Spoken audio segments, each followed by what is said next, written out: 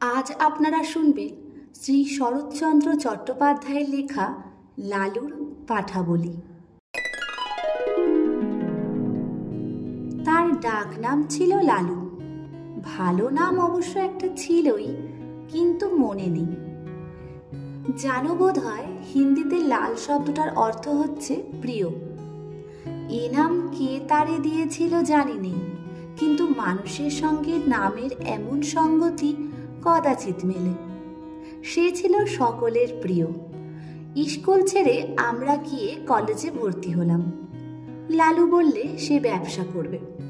মায়ের কাছে 10 টাকা চেয়ে নিয়ে সে ঠিকেদারি শুরু করে দিলে। আমরা বললাম, লালু তোমার পুঁজি তো 10 টাকা। সে হেসে বললে, আর কত চাই, এই তো ঢের। সবাই তাকে ভালোবাসত। তার কাজ জুটে গেল। তারপরে কলেজের পথে প্রায়ই দেখতে পেতাম লালু ছাতি মাথায় জন কয়েক কুলি মজুর নিয়ে রাস্তার ছোটখাটো মেরামতির কাজে লেগেছে।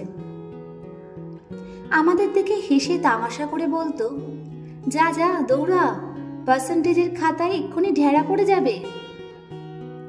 আরও ছোটকালে যখন আমরা বাংলা স্কুলে পড়তাম, তখন সে ছিল সকলের মিস্ত্রি। তার বইয়ের থলির মধ্যে সর্বদাই মজুদ থাকতো একটা হামানদিস্তার ডাঁটি, একটা নড়ুন, একটা ভাঙা ছুরি, ফুটো করবার একটা পুরনো তুরপুনের ফলা, একটা ঘোড়ার নাল। কি জানি কোথা থেকে সে এসব সংগ্রহ করেছিল, কিন্তু এ দিয়ে পারত না সে এমন কাজ নেই। স্কুল শুদ্ধ সকলের ভাঙা ছাতি সারানো, স্লেটের ফ্রেম আঁটা, খেলতে গিয়ে ছিঁড়ে গেলে তখনই জামা কাপড় সেলাই করে দেওয়া, এমন কত কি। কোনো কাজে কখনো না বলতো না, আর করতো চমৎকার। একবার ছট পরবের দিনে কয়েক পয়সার রঙিন কাগজ আর শোলা কিনে কি একটা নতুন খেলনা তৈরি করে সে গঙ্গার ঘাটে বসে প্রায় 2.5 টাকার খেলনা বিক্রি করে ফেললে। তার থেকে আমাদের পেট ভরে চিনে বাদাম ভাজা খাইয়ে দিলে। বছরের পর বছর যায়, সকলে বড় হয়ে উঠলাম। জিমন্যাস্টিকের আখড়ায় লালুর সমকক্ষ কেউ ছিল না। তার গায়ে জোর ছিল যেমন অসাধারণ, সাহস ছিল তেমনি অপরিসীম। ভয় কারে কয় সে বোধ করি জানত না। সকলের ডাকেই সে প্রস্তুত, সবার বিপদেই সে সকলের আগে এসে উপস্থিত। কেবল তার একটা মারাত্মক দোষ ছিল, কাউকে ভয় দেখাবার সুযোগ পেলে সে কিছুতেই নিজেকে সামলাতে পারত না। এতে ছেলে বুড়ো গুরুজন সবাই তার কাছে সমান। আমরা কেউ ভেবে পেতাম না ভয় দেখাবার সময় সব অদ্ভুত ফন্দি তার মাথায় এক নিমিষে আসে কোথা থেকে। 2-1টা ঘটনা বলি। পাড়ার মনোহর চাটুর্যের বাড়ির কালী পুজো। দুপুর রাতে বলির ক্ষণ বয়ে যায়, কিন্তু কামার অনুপস্থিত। লোক ছুটল ধরে আনতে, কিন্তু গিয়ে দেখে সে পেটের ব্যথায় অচেতন। ফিরে এসে সংবাদ দিতে সবাই মাথায় হাত দিয়ে বসল। উপায়, এত রাত্রে ঘাতক মিলবে কোথায়? দেবীর পুজো পণ্ড হয়ে যায় যে। কে একজন বললে, পাঠা কাটতে পারে লালু, এমন অনেক সে কেটেছে। লোক দৌড়লো তার কাছে। লালু ঘুম ভেঙে উঠে বসল, বললে, না না কি গো, দেবীর পুজোয় ব্যাঘাত ঘটলে সর্বনাশ হবে যে। লালু বললে, হয় হোক গে, ছোটবেলায় ও কাজ করেছি, কিন্তু এখন আর করব না। যারা ডাকতে এসেছিল তারা মাথা কুটতে লাগলো। আর 10-15 মিনিট মাত্র সময়, তারপরে সব নষ্ট, সব শেষ। তখন মহাকালীর কোপে কেউ বাঁচবে না। লালুর বাবা এসে আদেশ দিলেন যেতে। বললেন, ওরা নিরুপায় হয়ে এসেছেন, না গেলে অন্যায় হবে, তুমি যাও। সে আদেশ অমান্য করার সাধ্য লালুর নেই। লালুকে দেখে চাটুর্যে মশাইয়ের ভাবনা খুঁজল। সময় নেই। তাড়াতাড়ি পাটা উৎসর্গিত হয়ে কপালে সিঁদুর, গলায় জবার মালা পরে হাঁড়ি কাঠে পড়ল। বাড়ি শুদ্ধ সকলের মা মা রবের প্রচণ্ড চিৎকারে নিরুপায় নিরীহ জীবের শেষ আর্তকণ্ঠ কোথায় ডুবে গেল। লালু হাতের খড়গ নিমিষে ঊর্ধ্বত্থিত হয়েই সজোরে নামল। তারপরে বলির ছিন্ন কণ্ঠ থেকে রক্তের ফোয়ারা কালো মাটি রাঙা করে দিল। লালু ক্ষণকাল চোখ বুজে রইল। ক্রমশ ঢাক, ঢোল, কাঁসির সংমিশ্রণে বলির বিরাট বাজনা থেমে এলো। যে পাঁঠাটা অদূরে দাঁড়িয়ে কাঁপছিল, আবার তার কপালে চড়ল সিঁদুর, গলায় দুলল রাঙা মালা। আবার সেই হাঁড়িকাঠ, সেই ভয়ঙ্কর অন্তিম আবেদন, সেই বহু কণ্ঠের সম্মিলিত মা মা ধ্বনি। আবার লালুর রক্তমাখা খাড়া উপরে উঠে চক্ষের পলকে নিচে নেমে এলো। পশুর দ্বিখণ্ডিত দেহটা ভূমিতলে বার কয়েক হাত পা আছড়ে কি জানি কাকে শেষ নালিশ জানিয়ে স্থির হলো। তার কাটা গলার রক্তধারা রাঙামাটি আরও খানিকটা রাঙিয়ে দিলে। ঢুলিরা উন্মাদের মতো ঢোল বাজাচ্ছে। উঠানে ভিড় করে দাঁড়িয়ে বহু লোকের বহু প্রকারের কোলাহল।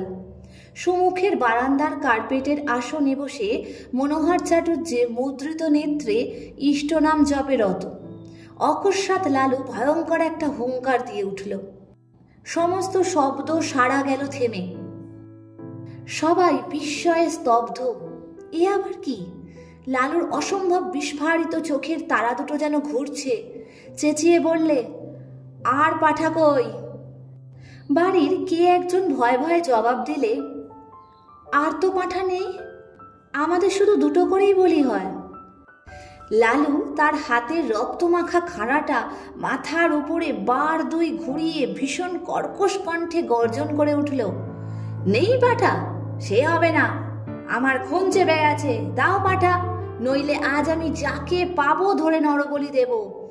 মা মা জয় কালী বলেই একটা মস্ত লাফ দিয়ে সে হাঁড়িকাঠের এদিক থেকে ওদিক গিয়ে পড়ল।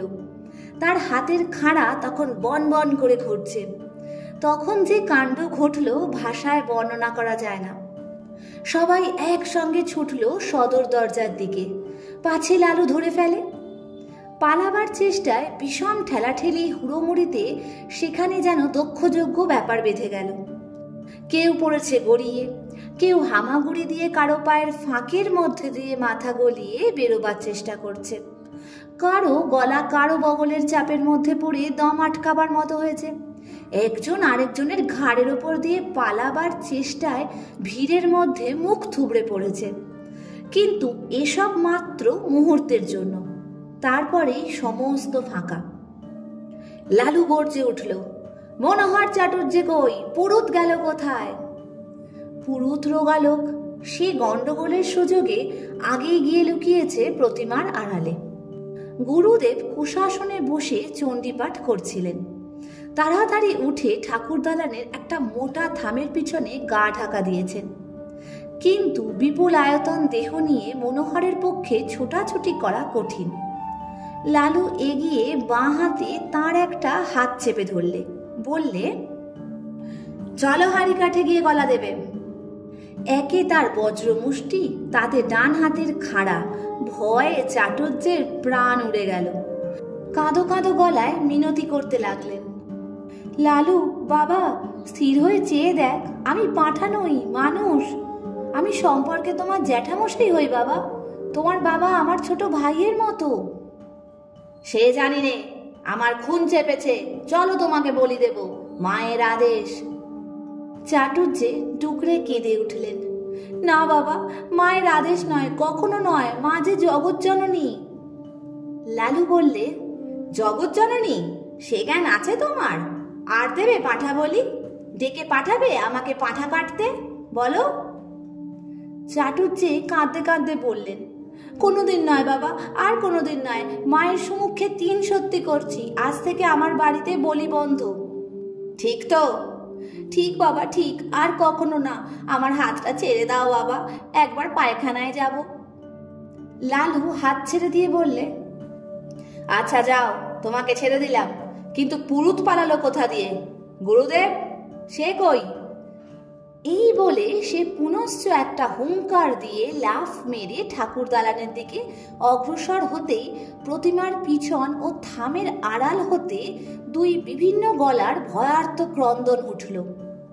সরু ও মোটায় মিলিয়ে সে শব্দ এমন অদ্ভুত ও হাস্যকর যে লালু নিজেকে আর সামলাতে পারলে না। হা হা হা করে হেসে উঠে দুম করে মাটিতে খানাটা ফেলে দিয়ে এক দৌড়ে বাড়ি ছেড়ে পালালো। তখন কারো বুঝতে বাকি রইল না খুন চাপা টাপা সব মিথ্যে, সব তার চালাকি। লালু শয়তানি করে এতক্ষণ সবাইকে ভয় দেখাচ্ছিল। মিনিট পাঁচেকের মধ্যে যে যেখানে পালিয়েছিল ফিরে এসে জুটল। ঠাকুরের পুজো তখনও বাকি, তাতে যথেষ্ট বিঘ্ন ঘটেছে এবং মহা হইচই কলরবের মধ্যে চাটুর্যে মশাই সকলের সম্মুখে বারবার প্রতিজ্ঞা করতে লাগলেন, ওই বজ্জাত ছোঁড়াটাকে যদি না কাল সকালেই ওর বাপকে দিয়ে 50 ঘা জুতো খাওয়াই তো আমার নামই মনোহর চাটুর্যে নয়। কিন্তু জুতো তাকে খেতে হয়নি। ভোরে উঠেই সে যে কোথায় পালালো 7-8 দিন কেউ তার খোঁজ পেলে না। দিন 7 পরে একদিন অন্ধকারে লুকিয়ে মনোহর চাটুর্যের বাড়িতে ঢুকে তার কাছে ক্ষমা এবং পায়ের ধুলো নিয়ে সে যাত্রা বাপের ক্রোধ থেকে নিস্তার পেল। কিন্তু সে যাই হোক, দেবতার সামনে সত্য করেছিলেন বলে চাটুর্যে বাড়ির কালী পুজোয় তখন থেকে পাঠা বলি উঠে গেল। যদি গল্পটি ভালো লাগে তাহলে লাইক, কমেন্ট আর শেয়ার করবেন আর চ্যানেলটিকে সাবস্ক্রাইব করে নিয়ে বেল আইকনটা প্রেস করে দেবেন নতুন নতুন গল্পের নোটিফিকেশন পাওয়ার জন্য।